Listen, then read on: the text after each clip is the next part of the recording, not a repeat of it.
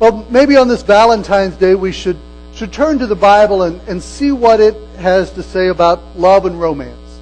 Now, there's a book of the Bible called the Song of Solomon that talks about Solomon saying some romantic things to his wife. Well, actually, Solomon had many wives, so he may have been addressing different ones with what he said. The Song of Solomon, if you want to read more in it, it's just 3 books after the book of Psalms in the Old Testament, or just before the book of Isaiah. And so last Sunday we asked women to tell men what it is that they wanted on Valentine's Day, and some of them said, to let me know that, to say I love you, or to communicate your love and just your feelings for your wife or significant other. And so, men, if you've not made a card yet, or you've not written a love letter, maybe you'll want to take some cues from Solomon. In chapter 4, he says, "How beautiful you are, my darling! Oh, how beautiful!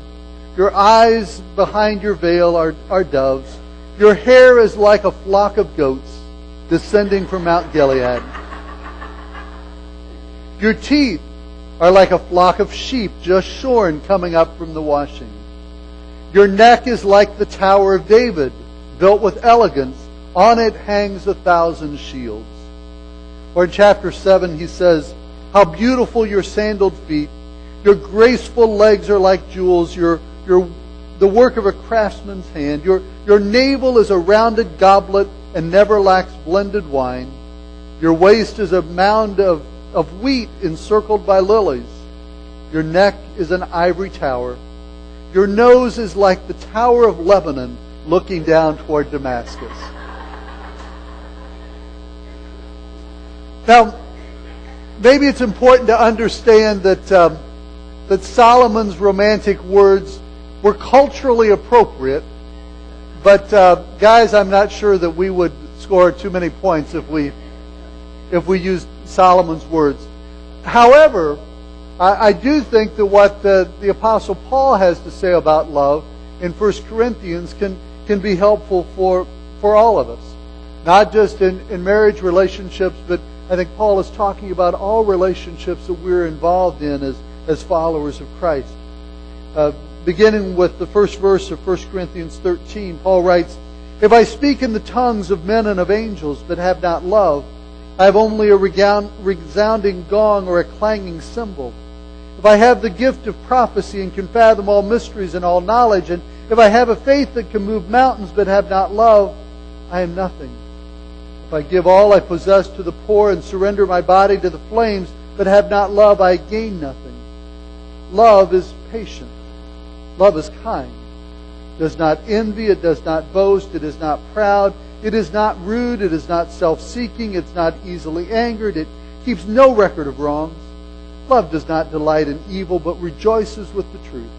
It always protects, always trusts, always hopes, always perseveres. Love never fails." The story is told of a man who was desperate for employment. It was during the Depression era, and the circus was passing through town, so this wheat farmer went to the owner of the circus and just begged that he might give him a job. Well, as he talked to the owner of the circus, the owner said, "You're hired. I've got just the job for you." He said, "I need a new gorilla." He said, "Kong died a few weeks ago, and we've skinned him out, but we need someone to wear his skin in order that our gorilla act might continue." Well, the farmer wasn't real thrilled about the idea of playing the gorilla, but then when he offered him the salary, he thought, I can do this for a while. Actually, when he got started, it was pretty fun. It was one of the favorite acts of the crowd, and they had a rope that he would swing on, and he'd swing out over the lion's cage and back, and it was very strategic the way they had it set up. He was really in very little danger. But one afternoon in Oklahoma, as he was doing a children's matinee, he swung out over the lion's cage, and something happened, and he fell in. And as he fell into the lion's cage, the lion pounces on him and with his big paws holds the gorilla on the ground. And inside the gorilla outfit, the guy's yelling, "Help, help, please, someone help me." And he hears the words, "Shut up, stupid."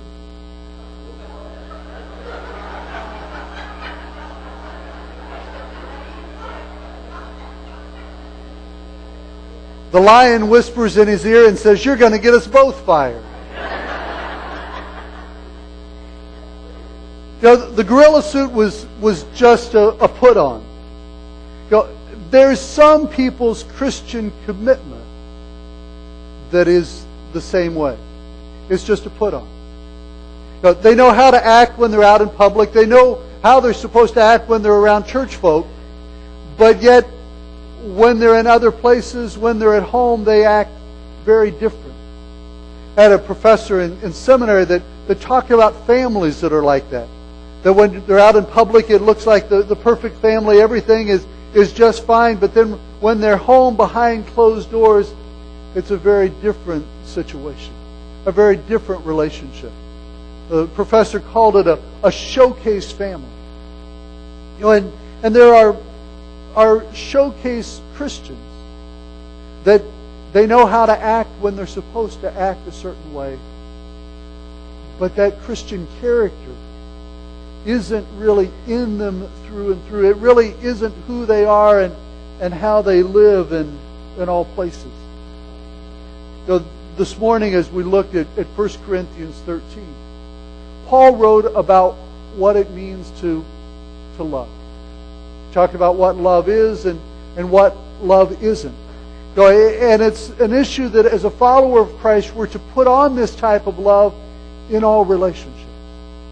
I believe that it would certainly be characteristics that would help to strengthen marriage relationships, but it's also characteristics that would strengthen other relationships as well.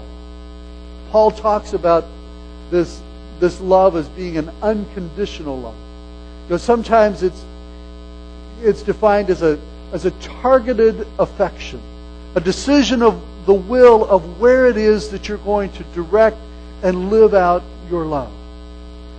It's this type of love which is modeled through the example of Christ. Well, as Paul begins in verse 8, which is actually the very end of the passage that I just read, he says, love never fails. That seems pretty idealistic. That seems pretty unrealistic in the day in which we live, where we see love going wrong all around us. But as Paul describes this type of love, I believe that it is a love that never fails if we would indeed put it into practice in our lives. As he describes this type of love that never fails, he has 7 examples of what the love is and 8 examples of what it is not. As I begin, I want to start with the 8 things that he says this love is not, and then we'll turn to the positive. First of all, he says, love does not envy. To envy means to be jealous or desiring what another person might own. And in the chapter just prior, in chapter 12, Paul's talking about spiritual gifts. And he's saying, don't envy, don't desire the gifts that someone else has, but rather, accept the gifts that God's given you and use those to the fullest. What happens in relationships if we envy what someone else has, whether it's a possession or whether it's a characteristic, whether it's some sort of a spiritual gift, if we envy what they have, then it begins to create conflict. Wanting what another person has can tear you apart. Having such feelings and motives not only cause us to not use what we've been given to the fullest measure, but it's also not living out the characteristics of love that Christ gave to us as an example.